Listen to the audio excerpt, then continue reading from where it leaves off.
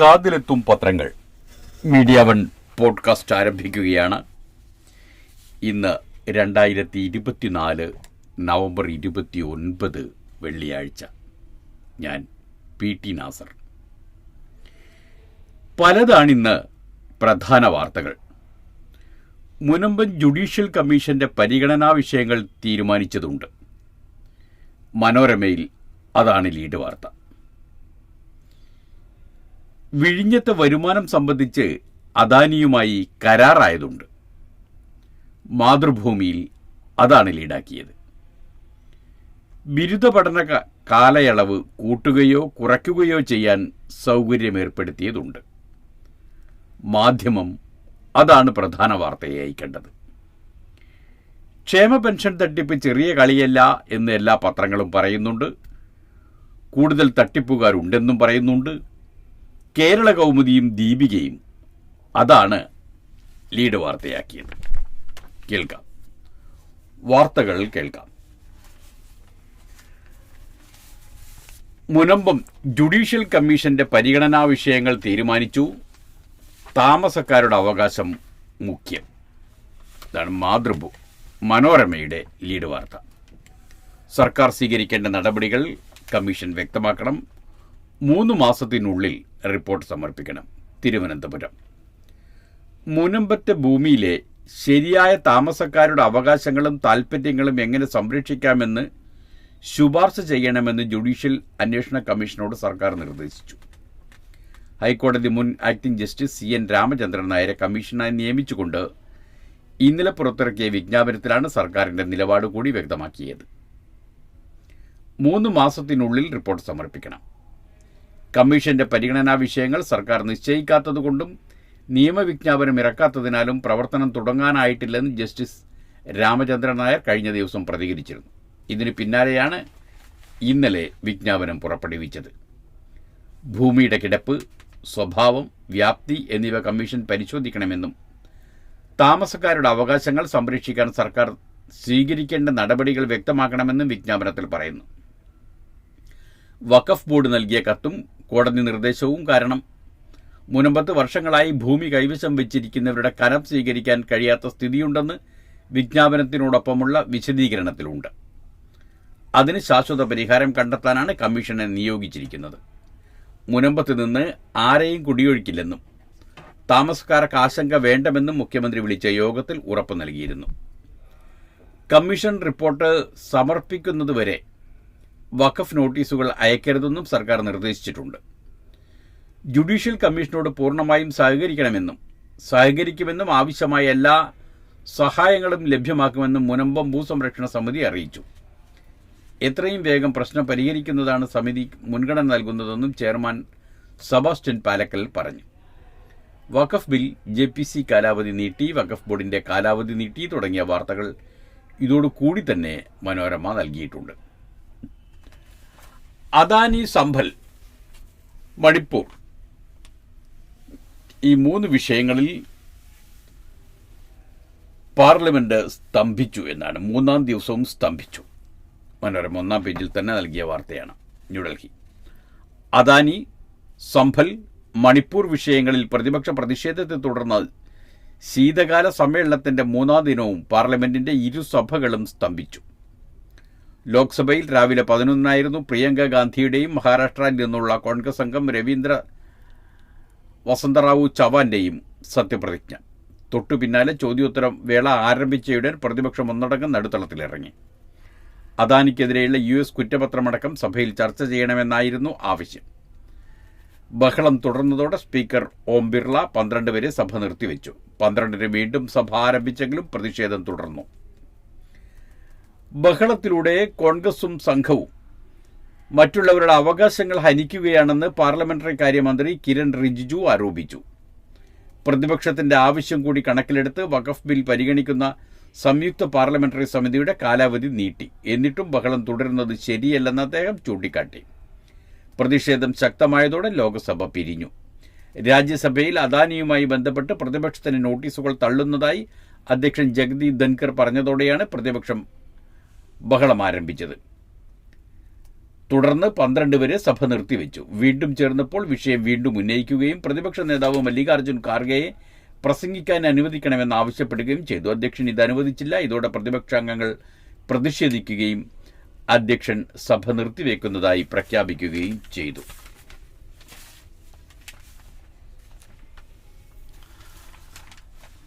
രാസപരിശോധനാ ലാബുകളിൽ വിവാദ പരിഷ്കാരം.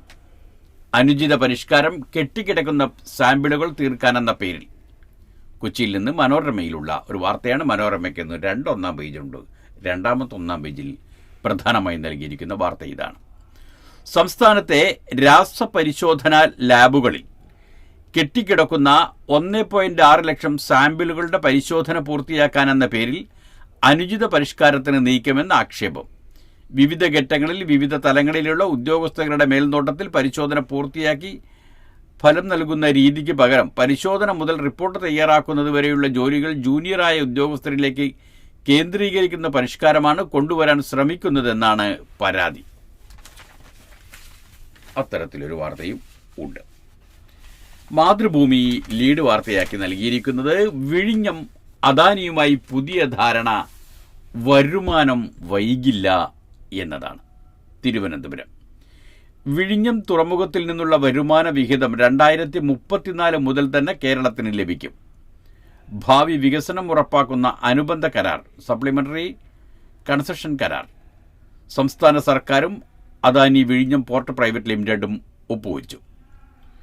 തുറമുഖം പ്രവർത്തനം ആരംഭിച്ച് 15-ാം വർഷമായ 2034 മുതലാണ് വരുമാനത്തിൽ നിന്നുള്ള വിഹിതം സർക്കാരിന് ലഭിക്കേണ്ടത്. എന്നാൽ പ്രവർത്തനം തുടങ്ങാൻ 5 കൊല്ലം വൈകിയതിനാൽ അദാനി ഗ്രൂപ്പ് 2039 മുതൽ വരുമാനം നൽകിയാൽ മതിയായിരുന്നു. സർക്കാരിന് വരുമാന നേട്ടമുണ്ടാകുന്നത് ആദ്യം വിഭാവനം ചെയ്തതിനേക്കാൾ നേരത്തെയാകുമെന്ന് മന്ത്രി വി എൻ വാസവൻ പത്രസമ്മേളനത്തിൽ അറിയിച്ചു. നിർമ്മാണ കരാർ പ്രകാരം അദാനി തുറമുഖ കമ്പനിക്ക് കൈമാറേണ്ട ഭൂമി സമയബന്ധിതമായി ഏറ്റെടുത്തു കൊടുക്കാൻ കഴിയാത്തത് മൂലം 30 കോടിയോളം രൂപ നഷ്ടപരിഹാരം നൽകേണ്ടിയിരുന്നു. പുതിയ ധാരണ അനുസരിച്ച് സർക്കാർ അത് നൽകേണ്ടതില്ല. നിലവിൽ പ്രതിവർഷം 10 ലക്ഷം കണ്ടെയ്നറാണ് കൈകാര്യശേഷി. 2028 നിർമ്മാണം പൂർത്തിയാക്കുന്നതോടെ 30 ലക്ഷം ആവും. ഓട്ടോമേറ്റഡ് സംവിധാനങ്ങൾ ഉപയോഗിക്കുന്നത് വഴി 45 ലക്ഷം വരെ ഉയരും. നിർമ്മാണ കരാർ പ്രകാരം 408 കോടിയായിരുന്നു സംസ്ഥാനം VGF വിഹിതമായി കമ്പനിക്ക് നൽകേണ്ടിയിരുന്നത്. പുതിയ ധാരണ അടിസ്ഥാനത്തിൽ അത് 365 കോടിയായെന്ന് മന്ത്രി പറഞ്ഞു. ഇപ്പോൾ ഇതിൽ 189 കോടി നൽകിയാൽ മതി. ബാക്കി മുറയ്ക്ക് നിർമ്മാണം പൂർത്തിയാക്കുന്ന മുറയ്ക്ക് നൽകും. 2ഉം 3ഉം ഘട്ട ചെലവ് കമ്പനി വഹിക്കും. തുറമുഖത്തിന്റെ 2ഉം 3ഉം 4ഉം ഘട്ടങ്ങളുടെ വികസനത്തിനായി 10,000 കോടി രൂപ ചെലവ് കണക്കാക്കിയിട്ടുണ്ട്. അത് അദാനി കമ്പനി വഹിക്കും. നികുതി ഇനത്തിൽ സർക്കാരിന് ലഭിക്കുന്ന വരുമാനത്തിൽ നിന്ന് അദാനി കമ്പനിക്ക് 2028 തിരികെ നൽകേണ്ട 175.2 കോടി രൂപ കണ്ടെത്താൻ സർക്കാരിന് സാധിക്കും. പദ്ധതിയുടെ സാധ്യതാ പഠന റിപ്പോർട്ടനുസരിച്ച് 40 വർഷ കരാർ കാലയളവിൽ ഏകദേശം 54,750 കോടി രൂപ മൊത്തം വരുമാനമുണ്ടാകും. അതിൽ ഏകദേശം 6,300 കോടി സംസ്ഥാനത്തിന് ലഭിക്കും. എന്നാൽ 2028 ശേഷി വർദ്ധിപ്പിക്കൽ പൂർത്തിയാക്കുന്നതോടെ മൊത്തം വരുമാനം 2,15,000 കോടി രൂപയാകുമെന്നും മന്ത്രി പറഞ്ഞു. ബിരുദ പഠന കാലയളവ് നീട്ടാം, കുറയ്ക്കാം. കൂട്ടണമെങ്കിൽ കൂട്ടാം, കുറയ്ക്കണമെങ്കിൽ കുറയ്ക്കാമെന്ന് മാധ്യമത്തിന്റെ ലീഡ് വാർത്ത ഏതാണ്? നേരത്തെയോ വൈകിയോ നേടുന്ന ബിരുദങ്ങൾ ഉന്നത പഠനത്തിനും ജോലി ആവശ്യങ്ങൾക്കും മറ്റ് ബിരുദം പോലെ തന്നെ പരിഗണിക്കും. ന്യൂഡൽഹി ബിരുദ വിദ്യാർത്ഥികൾക്ക് പഠന കാലയളവ് കൂട്ടാനും കുറയ്ക്കാനുമുള്ള സംവിധാനമായി യൂണിവേഴ്സിറ്റി ഗ്രാന്റ് കമ്മീഷൻ തയ്യാറാക്കി. നിശ്ചിത പഠന കാലയളവിന് പുറമെ ബിരുദം പെട്ടെന്ന് നേടാനാകുന്ന ആക്സിലേറ്റഡ് ഡിഗ്രി പ്രോഗ്രാമിനും പഠനം നീട്ടുന്നതിനുള്ള എക്സ്റ്റൻഡഡ് ഡിഗ്രി പ്രോഗ്രാമിനുമുള്ള കരട് നടപടിക്രമങ്ങൾക്ക് അംഗീകാരം നൽകിയതായി UGC ചെയർമാൻ ജഗദീഷ് കുമാർ പറഞ്ഞു. നേരത്തെയോ വൈകിയോ നേടുന്ന ബിരുദങ്ങൾ ഉന്നത പഠനത്തിനും ജോലി ആവശ്യങ്ങൾക്കും മറ്റു ബിരുദം പോലെ തന്നെ പരിഗണിക്കും. ഓരോ സെമസ്റ്ററിനും അധിക ക്രെഡിറ്റുകൾ നേടി കുറഞ്ഞ സമയത്തിനുള്ളിൽ ബിരുദം പൂർത്തിയാക്കുന്നതാണ് ADP. ഓരോ സെമസ്റ്ററിലും ക്രെഡിറ്റുകളുടെ എണ്ണം കുറയ്ക്കുകയും ബിരുദ പഠനം പൂർത്തിയാക്കാൻ കൂടുതൽ സമയമെടുക്കുകയും ചെയ്യുന്നതാണ് EDP. ചെയർമാൻ അറിയിച്ചു. വ്യക്തിപരമായോ സാമ്പത്തിക കാരണങ്ങളാലോ മറ്റോ പഠനം ഇടയ്ക്ക് മുടങ്ങിയവർക്ക് അനുഗ്രഹമാകുന്നതാണ് പഠനകാലം നീട്ടാനുള്ള EDP. മികവുള്ളവർക്ക് നേരത്തെ ബിരുദം സ്വന്തമാക്കാൻ ADPയും സഹായിക്കും.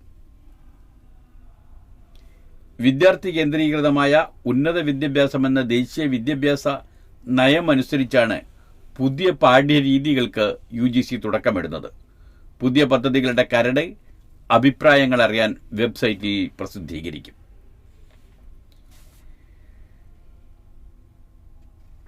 ബിരുദം പെട്ടെന്ന് നേടാൻ ആക്സിലേറ്റഡ് ഡിഗ്രി പ്രോഗ്രാം, അതായത് ADP.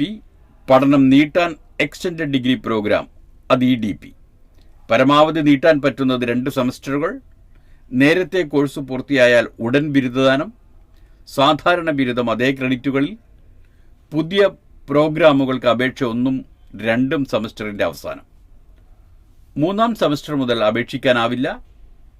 യോഗ്യത വിലയിരുത്തലിന് വിദഗ്ധ സമിതികൾ അപേക്ഷകൾ പരിഗണിക്കും. ആകെ വിദ്യാർത്ഥികളുടെ 10% വരെ ADPയിൽ ചേർക്കാം. ADPക്കാർക്ക് ഓരോ സെമസ്റ്ററിനും അധിക ക്രെഡിറ്റ്. EDPയിൽ ഓരോ സെമസ്റ്ററിനും ക്രെഡിറ്റുകളുടെ എണ്ണം കുറവായിരിക്കും. EDPയിൽ സെമസ്റ്ററുകൾ കൂടും. അങ്ങനെ പോകുന്നു ആ വാർത്തകൾ. ക്ഷേമ പെൻഷൻ പറ്റിച്ചവർ 10,000, ഖജനാവിന് നഷ്ടം 50 കോടി. കേരള കൗമുദിയുടെ ലീഡ് വാർത്ത ഇതാണ്. തിരുവനന്തപുരം. സർക്കാരിനെ പറ്റിച്ച് ഖജാനാവ് ചോർത്തി പാവങ്ങളുടെ സാമൂഹ്യ സുരക്ഷാ പെൻഷൻ തട്ടിയെടുത്ത ജീവനക്കാർ 10,000 കടക്കും. ഇതുവഴി 50 കോടിയാണ് ഖജാനാവിന് നഷ്ടം. ഇൻഫർമേഷൻ കേരള മിഷന്റെ പരിശോധനയിലാണ് 1458 ജീവനക്കാരുടെ തരികിട വെളിപ്പെട്ടത്. 3 വർഷത്തിനിടെ ഇവർ 8.40 കോടി രൂപയാണ് കൈപ്പറ്റിയത്. എന്നാൽ 2022 CAGയുടെ സോഷ്യൽ ഓഡിറ്റ് റിപ്പോർട്ടിൽ 9,201 ജീവനക്കാരും പെൻഷൻകാരും ക്ഷേമ പെൻഷൻ വാങ്ങുന്നതായും 9,201 ജീവനക്കാരും പെൻഷൻകാരും ക്ഷേമ പെൻഷൻ വാങ്ങുന്നതായും 39.27 കോടി നഷ്ടമുണ്ടായെന്നും ചൂണ്ടിക്കാട്ടിയിരുന്നു. ജില്ലാതല പട്ടികയും റിപ്പോർട്ടിലുണ്ടായിരുന്നു. ഇവരെയും ചേർത്താൽ 10,659 ജീവനക്കാരും പെൻഷൻകാരും സാമൂഹ്യ സുരക്ഷാ പെൻഷൻ അർഹതയില്ലാതെ വാങ്ങുന്നുണ്ട്. CAG റിപ്പോർട്ടിന് പിന്നാലെ ഇത്തരക്കാർ സ്വയം പിന്മാറണമെന്ന് ധനമന്ത്രി അഭ്യർത്ഥിച്ചിരുന്നു. ഇങ്ങനെ പിന്മാറിയവരുടെ കണക്ക് വരുമ്പോൾ തട്ടിപ്പുകാരുടെ എണ്ണം കൂടും. അനർഹമായി പെൻഷൻ വാങ്ങുന്നവരുടെ കണക്ക് പരിശോധിക്കാൻ തദ്ദേശ സ്ഥാപനങ്ങളോടും ആവശ്യപ്പെട്ടിരുന്നു. തട്ടിപ്പ് കണ്ടെത്തിയാൽ ഉത്തരവാദിത്തം തദ്ദേശ സ്ഥാപനങ്ങൾക്കായിരിക്കും എന്ന മുന്നറിയിപ്പ് നൽകിയിരുന്നു. തട്ടിപ്പ് സൂക്ഷ്മമായി പരിശോധിക്കാനും ധനമന്ത്രി ഉത്തരവിട്ടിട്ടുണ്ട്. 1ാം പിണറായി സർക്കാർ 29,622 കോടി രൂപയും 2ാം പിണറായി സർക്കാർ ഇതുവരെ 32,100 കോടിയുമാണ് ക്ഷേമ പെൻഷനായി ചെലവാക്കിയത്. കടുത്ത സാമ്പത്തിക പ്രതിസന്ധിയിലും സാമൂഹ്യ കരുതലായി നൽകുന്ന തുകയാണ് തട്ടിയെടുത്തത്. പണമില്ലാത്തതിനാൽ 4 മാസത്തെ പെൻഷൻ കുടിശ്ശികയാണ്. പട്ടികയിൽ എത്തിയത് ആരൊക്കെ എന്നുണ്ട്. വിധവ, വികലാംഗ പെൻഷൻ, മാനസിക വൈകല്യ പെൻഷൻ, 50 കഴിഞ്ഞ അവിവാഹിതരായ സ്ത്രീകൾക്കുള്ള പെൻഷൻ എന്നിവയുടെ പേരിലാണ് കൂടുതൽ തട്ടിപ്പ്. ഇവരിൽ പലരും പെൻഷൻ വാങ്ങിക്കൊണ്ടിരിക്കെയാണ് സർവീസിൽ കയറിയത്. സർവീസിൽ കയറിയ ശേഷവും ഇത് തുടർന്നു. തദ്ദേശ സ്ഥാപനങ്ങളിൽ നിന്ന് പെൻഷൻ അപേക്ഷ സമർപ്പിക്കുമ്പോഴും പരിശോധനയിലും അംഗീകാരം നൽകുന്നതിലും പിഴവുണ്ടെന്നുള്ള സൂചനയാണിത്. മുൻ പരിശോധനയിൽ ഒരേ ഗുണഭോക്താക്കൾക്ക് 2 പെൻഷനുകൾ വാങ്ങുന്നതായും സാക്ഷ്യപത്രങ്ങൾ ഹാജരാക്കാതെ പെൻഷൻ അനുവദിച്ചതായും കണ്ടെത്തിയിരുന്നു. അങ്ങനെയാണ്.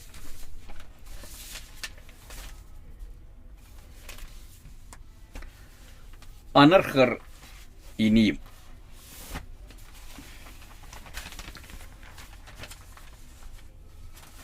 താൽക്കാലിക കരാർ ജീവനക്കാരും സർവീസ് പെൻഷൻകാരുമുണ്ട് എന്ന് വിലയിരുത്തൽ. ആ വാർത്തയുടെ തന്നെ മറ്റൊരു വശം മലയാള മനോരമയിൽ വന്നിരിക്കുകയാണ്. ക്ഷേമ പെൻഷന് അർഹരല്ലാത്തവരാരൊക്കെ എന്നതിൽ പറയുന്നുണ്ട്. കുടുംബ വാർഷിക വരുമാനം 1 ലക്ഷം രൂപയിലേറെയുള്ളവർ, സർവീസ് പെൻഷൻകാരും കുടുംബ പെൻഷൻകാരും, ആദായ നികുതി അടക്കുന്നവർ, 2 ഏക്കറിൽ കൂടുതൽ ഭൂമിയുള്ളവർ, സ്വന്തമായി കാറുള്ളവർ, കേന്ദ്ര സംസ്ഥാന സർക്കാർ ജീവനക്കാർ, 2000 ചതുരശ്ര അടിയിലേറെ വലുപ്പമുള്ള വീടുള്ളവർ, വീട്ടിൽ AC സ്ഥാപിച്ചവർ, ഇവരൊന്നും ക്ഷേമ പെൻഷന് അർഹരല്ല. വീട്ടിലെത്തിയുള്ള വിതരണത്തിൽ പാളിച്ചയുണ്ട് എന്നും പറയുന്നുണ്ട്. സഹകരണ ബാങ്ക് ജീവനക്കാരാണ് വീട്ടിലെത്തി പെൻഷൻ നൽകുന്നത്. വിതരണം ചെയ്യുന്നയാൾ അത് വീട്ടിലെത്തിച്ചിട്ടുണ്ടോ എന്ന് പരിശോധന നടക്കുന്നില്ല. ഒരാൾക്ക് പെൻഷൻ വീട്ടിലെത്തിക്കാൻ 25 രൂപ വീതം ബാങ്കുകൾക്ക് നൽകുന്നുണ്ടെങ്കിലും വാർഡ് മെമ്പർ പെൻഷൻകാരുടെ യോഗം വിളിച്ച് വിതരണം ചെയ്യുന്ന രീതിയുമുണ്ട്.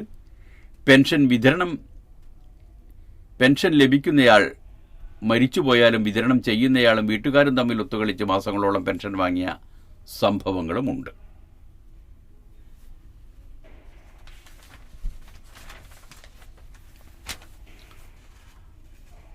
പാസ്പോർട്ട് അനുവദിക്കാൻ പോലീസ് റിപ്പോർട്ട് തടസ്സമല്ല. ന്യൂഡൽഹി.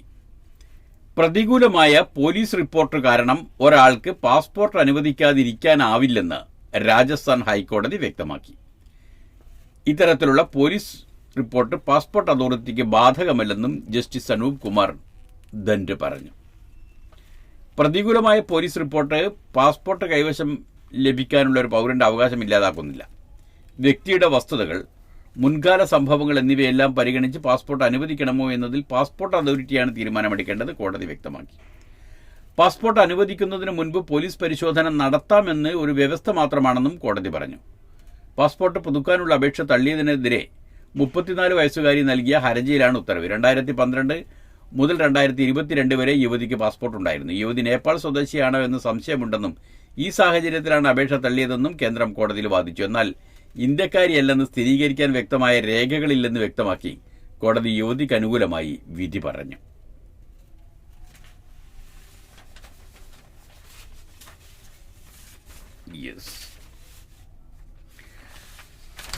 അഫ്സപ്ക്കെതിരെ മണിപ്പൂരിൽ കൂറ്റൻ റാലി. മണിപ്പൂർ. സായുധ സേനയ്ക്കുള്ള പ്രത്യേക അധികാര നിയമം പിൻവലിക്കണമെന്നും ജിരിബാമിൽ 3 സ്ത്രീകളെയും കുട്ടികളെയും കൊലപ്പെടുത്തിയവരെ കണ്ടെത്തണമെന്നും ആവശ്യപ്പെട്ട് ഇംഫാൽ ഈസ്റ്റ് ജില്ലയിൽ ആയിരങ്ങൾ റാലി നടത്തി. നോഗ്ഡ ലലായങ്കരിയിൽ നിന്നാരംഭിച്ച റാലി 4.5 കിലോമീറ്റർ സഞ്ചരിച്ച് യോർബോങ്ങിൽ അവസാനിച്ചു. 4.5 കിലോമീറ്റർ സഞ്ചരിച്ച്. മേറ്റി വിഭാഗത്തിലെ സ്ത്രീകളുടെ സംഘടനയായ മെയ്ര പേബിസും പ്രാദേശിക ക്ലബ്ബുകളും ചേർന്നാണ് റാലി നടത്തിയത്. അതിനിടെ ജിരിബാമിലെ കുക്കി ആയുധധാരികൾക്കെതിരെ നടപടി വേണമെന്നും അഫ്സ പിൻവലിക്കണമെന്നും ആവശ്യപ്പെട്ട് കോർഡിനേറ്റിംഗ് കമ്മിറ്റി ഓഫ് മണിപ്പൂർ ഇന്റഗ്രിറ്റിയുടെ വിദ്യാർത്ഥി വിഭാഗം സർക്കാർ ഓഫീസുകൾ പൂട്ടിയിട്ട് പ്രതിഷേധിച്ചു. ജീവനക്കാരെ പുറത്താക്കി വിദ്യാർത്ഥികൾ വാതിലുകൾ പൂട്ടിയിട്ടു. കേന്ദ്ര സർക്കാർ ഈയിടെ മണിപ്പൂരിൽ 6 പോലീസ് സ്റ്റേഷൻ പരിധികളിൽ അസ്പ പുനഃസ്ഥാപിച്ചിരുന്നു. അസ്പ എന്നാൽ സായുധ സേനകൾക്കുള്ള പ്രത്യേക അധികാര നിയമം.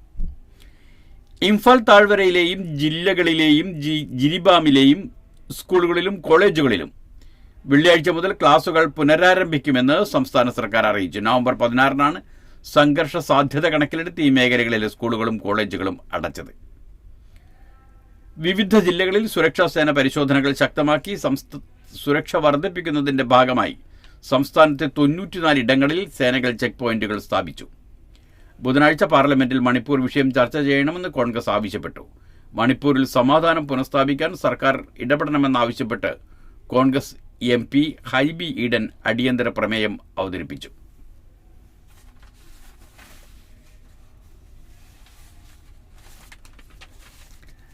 ചാൾസ് രാജാവിനോടൊപ്പം കാസർകോട്ടെ മുന ഷംസുദ്ദീൻ.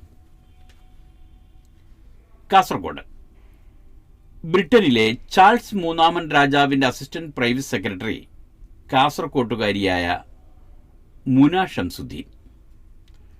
തളങ്കര തെരുവത്ത് ഹാഷിം സ്ട്രീറ്റിലെ പരേതനായ ഡോക്ടർ പുതിയപുരയിൽ ഷംസുദ്ദീന്റെയും സെയ്ദുന്നിസ എന്ന ഷഹനാസിന്റെയും മകളാണ് മുന.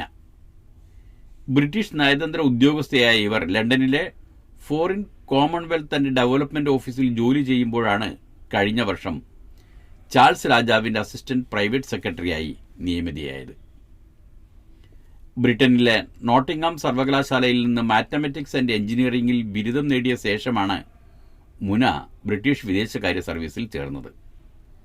ജെറൂസലേമിൽ കോൺസുലേറ്റ് ജനറലായും പാകിസ്ഥാനിലെ കറാച്ചിയിൽ ഡെപ്യൂട്ടി ഹെഡ് ഓഫ് മിഷനായും പ്രവർത്തിച്ചു.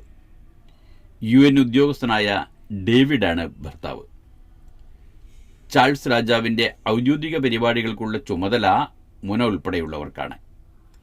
രാജാവിനൊപ്പം വിദേശ യാത്രകളിലും മറ്റും അനുഗമിക്കുകയും വേണം.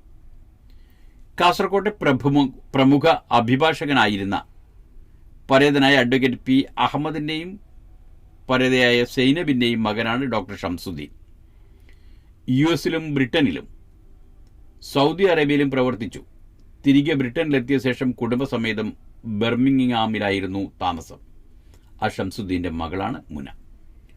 കുട്ടിക്കാലത്ത് മുന കുടുംബാംഗങ്ങളോടൊപ്പം എല്ലാ വർഷവും കാസർഗോഡ് വന്നിരുന്നതായി ഡോക്ടർ ഷംസുദ്ദീൻ്റെ സഹോദരൻ അഡ്വക്കേറ്റ് പി അബ്ദുൽ ഹമീദിൻ്റെ മകനും കാസർഗോഡ് ബിസിനസ്സുകാരനുമായ മുഹമ്മദ് സമീർ പുതിയപുരയിൽ മാതൃഭൂമിയോട് പറഞ്ഞു. ഏറ്റവും ഒടുവിൽ 10 വർഷം മുൻപാണ് വന്നത്. ഡോക്ടർ ഷംസുദ്ദീൻ്റെയും സഹോദരങ്ങളും അവരുടെ മക്കളും വിവിധ രംഗങ്ങളിൽ പ്രശസ്തരാണ്.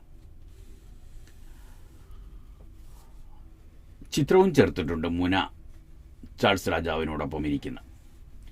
കസവെടുത്ത് ഭരണഘടനയേന്തി പ്രിയങ്ക.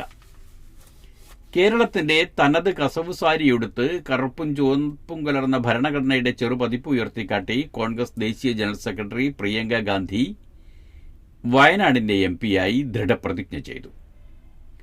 സജീവ രാഷ്ട്രീയത്തിൽ പ്രവേശിച്ചതിന്റെ 5ാം വർഷമാണ് പ്രിയങ്ക ലോക്സഭാ MP-യായി സ്പീക്കർ ഓം ബിർള മുമ്പാകെ ഹിന്ദിയിൽ സത്യപ്രതിജ്ഞ ചെയ്തത്. സഹോദരൻ രാഹുൽ ഗാന്ധി പ്രതിപക്ഷ നേതാവിന്റെ ഇരിപ്പിടത്തിലിരുന്നും രാജ്യസഭാ MP-യായ അമ്മ സോണിയാഗാന്ധി സന്ദർശക ഗാലറിയിലിരുന്നും ചടങ്ങുകൾ വീക്ഷിച്ചു. കോൺഗ്രസ് അധ്യക്ഷൻ മല്ലികാർജുൻ ഖാർഗെ, പ്രിയങ്കയുടെ ഭർത്താവ് റോബർട്ട് വദ്ര, മകൻ റൈഹാൻ, മകൾ മിരായ, വദ്രയുടെ അമ്മ മൗറീൻ വൗദ്ര എന്നിവരും ഗാലറിയിലുണ്ടായിരുന്നു.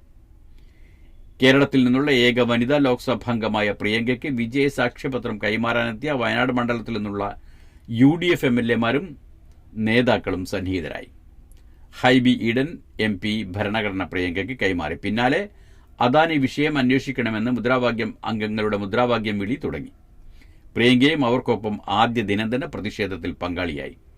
സോണിയയുടെ വീട്ടിൽ നിന്ന് കുടുംബസമേതം സത്യപ്രതിജ്ഞയായി പുറപ്പെടുമ്പോൾ പുഷ്പവൃഷ്ടിയോടെയാണ് പ്രിയങ്കയെ പ്രവർത്തകർ വരവേറ്റത്. ഇന്ദിരാഗാന്ധിയും കേരള വേഷമണിഞ്ഞ് പാർലമെന്റ് സെൻട്രൽ ഹാളിൽ എത്തിയിരുന്നു മുൻപ്. സത്യപ്രതിജ്ഞയ്ക്ക് ശേഷം പ്രിയങ്കയെ ഖാർഗെ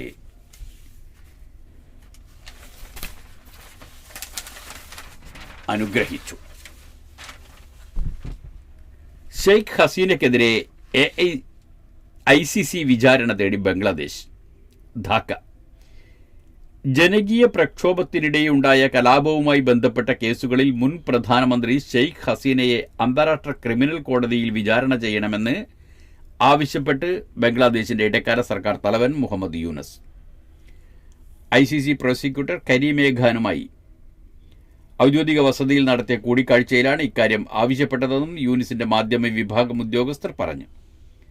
ഹസീനയ്ക്ക് പുറമെ മറ്റു മന്ത്രിമാർക്കെതിരെയുള്ള കേസുകളും ICC വിചാരണ നടത്തണമെന്നും യൂനസ് ആവശ്യപ്പെട്ടിട്ടുണ്ട്. ഷെയ്ഖ് ഹസീനയ്ക്ക് അറസ്റ്റ് വാറന്റ് പുറപ്പെടുവിച്ച ബംഗ്ലാദേശിലെ അന്താരാഷ്ട്ര ക്രൈംസ് ട്രിബ്യൂണലുമായി സഹകരിക്കാൻ ICCക്ക് താൽപ്പര്യമുണ്ടെന്ന് കരീം ഖാൻ കൂടിക്കാഴ്ചയിൽ വ്യക്തമാക്കി.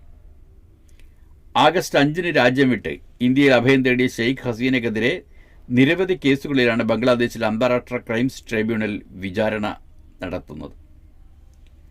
ഹസീനയെ വിട്ടുതരണമെന്ന് ഇന്ത്യയോട് ആവശ്യപ്പെടുമെന്ന് യൂനസ് നേരത്തെ അറിയിച്ചിരുന്നു. 15 വർഷം നീണ്ട ഭരണത്തിനിടെ നടന്ന പ്രക്ഷോഭത്തിൽ നിരവധി പേരാണ് കൊല്ലപ്പെട്ടത്. വെടിനിർത്തൽ ലംഘിച്ച് ലബനാനിൽ ഇസ്രായേൽ വ്യോമാക്രമണം, 2 പേർക്ക് പരിക്കേറ്റെന്ന് റിപ്പോർട്ട്. ബൈറൂത്ത്. വെടിനിർത്തൽ ലംഘിച്ച് ഇസ്രായേലിൽ വീണ്ടും വ്യോമാക്രമണം നടത്തി ലബനനിൽ വീണ്ടും വ്യോമാക്രമണം നടത്തി ഇസ്രായേൽ സൈന്യം. ഹിസ്ബുള്ളയുടെ റോക്കറ്റ് സംഭരണ കേന്ദ്രത്തിന് നേരെയാണ് ആക്രമണം നടത്തിയതെന്ന് സൈന്യം അറിയിച്ചു. മറ്റ് 3 സ്ഥലങ്ങൾ ലക്ഷ്യമിട്ട് പീരങ്കികൾ പ്രയോഗിച്ചതായും വെടിനിർത്തൽ കരാർ ലംഘിച്ചാണ് ആക്രമണം നടത്തിയതെന്നും അവർ വ്യക്തമാക്കി. വെടിനിർത്തൽ കരാർ ലംഘിച്ച് തെക്കൻ ലബനനിലേക്ക് വാഹനങ്ങളിലെത്തിയവർക്ക് നേരെയാണ് വെടിയുതിർത്തതെന്നും ഇനിയും വെടിനിർത്തൽ കരാർ ലംഘിക്കുമെന്നും സൈന്യം മുന്നറിയിപ്പ് നൽകി.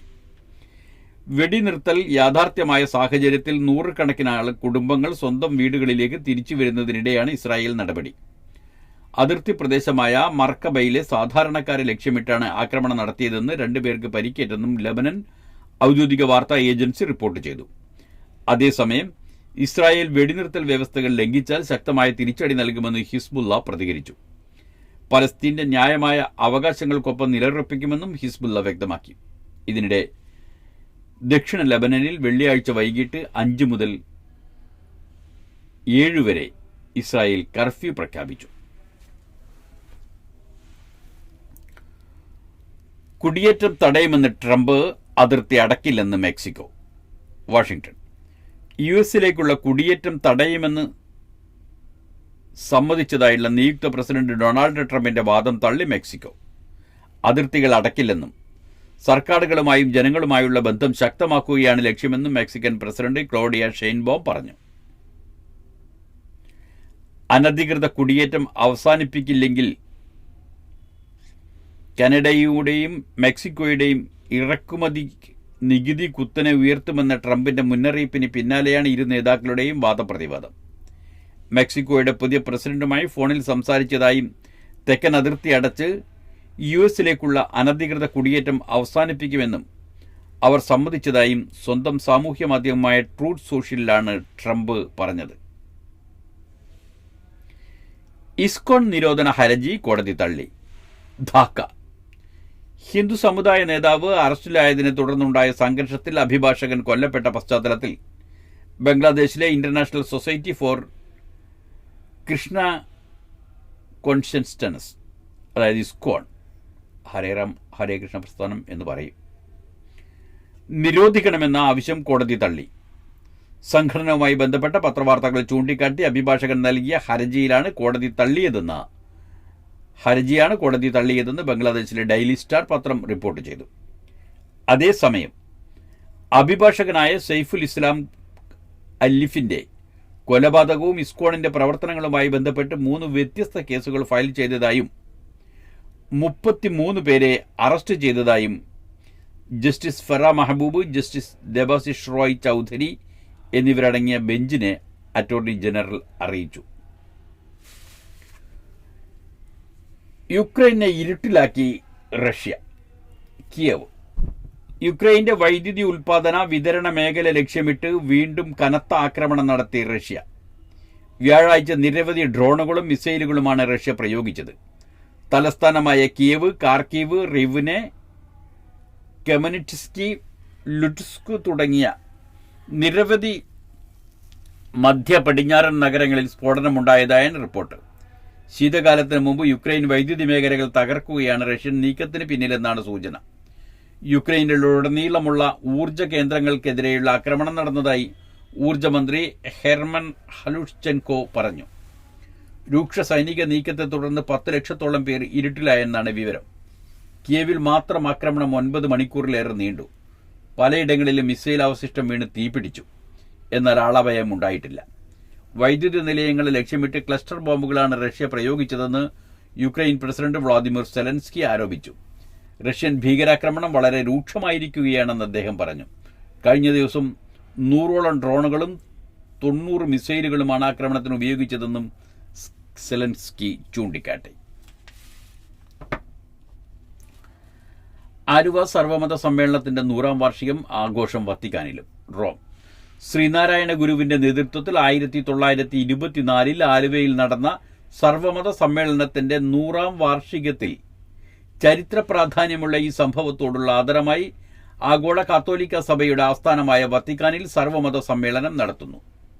വത്തിക്കാനിലെ ഡികാസ്റ്ററി ഫോർ ഇന്റർ റിലീജിയസ് ഡയലോഗും ശിവഗിരി മഠവും ചേർന്നാണ് നവംബർ 30 പരിപാടി നടത്തുന്നത്.